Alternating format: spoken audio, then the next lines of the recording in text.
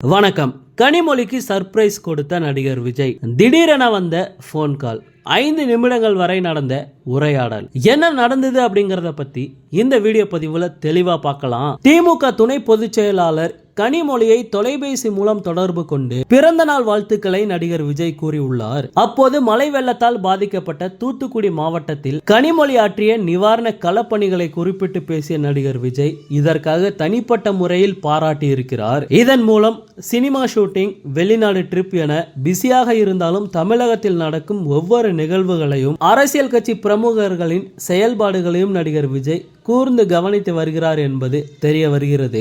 இதனிடையே தனக்கு நடிகர் விஜய் பிறந்த நாள் வாழ்த்து சொல்வார் என்பதை சற்றும் எதிர்பார்க்காத கனிமொழி அண்மையில் நெல்லை மற்றும் தூத்துக்குடி மாவட்ட மக்களுக்கு அவர் நிவாரண பொருட்களை வழங்கியதை சுட்டிக்காட்டி நன்றியும் பாராட்டும் தெரிவித்திருக்கிறார். மழை வெள்ளத்தால் பாதிக்கப்பட்ட மக்களுக்காகத்தான் தனது பிறந்த நாள் விழாவை இந்த ஆண்டு ரத்து செய்ததையும் கனிமொழி விஜயிடம் கூறியிருக்கிறார். திமுகவில் உள்ள முக்கிய பிரமுகர்கள் பலரும் கனிமொழிக்கு பிறந்த நாள் வாழ்த்து கூட சொல்லாத நிலையில் நடிகர் விஜய் தொலைபேசி மூலம் அழைத்து வாழ்த்து சொல்லி இருப்பது அரசியலில் மிக முக்கியத்துவம் வாய்ந்த நிகழ்வாக கருதப்படுகிறது. இதில் குறிப்பிட வேண்டிய விவகாரம் என்னவென்றால், மழை வெள்ளத்தால் பாதிக்கப்பட்ட மக்களுக்கு கனிமொழியை போல் திமுகவில் உள்ள மற்ற எந்த எம்பியும் கை கொடுக்கவில்லை என்பதுதான். நடிகர் விஜயை பொறுத்தவரை பண்பட்ட அரசியல் நாகரிகத்தோடு அரசியல் கட்சி தலைவர்களை அணுக ஆரம்பித்துள்ளார். கனிமொழியை தொலைபேசி மூலம் அழைத்து வாழ்த்து சொன்னதை போலவே டிடிவி தினகரன், நல்ல கண்ணு உள்ளிட்ட பலருக்கும் கடந்த காலங்களில்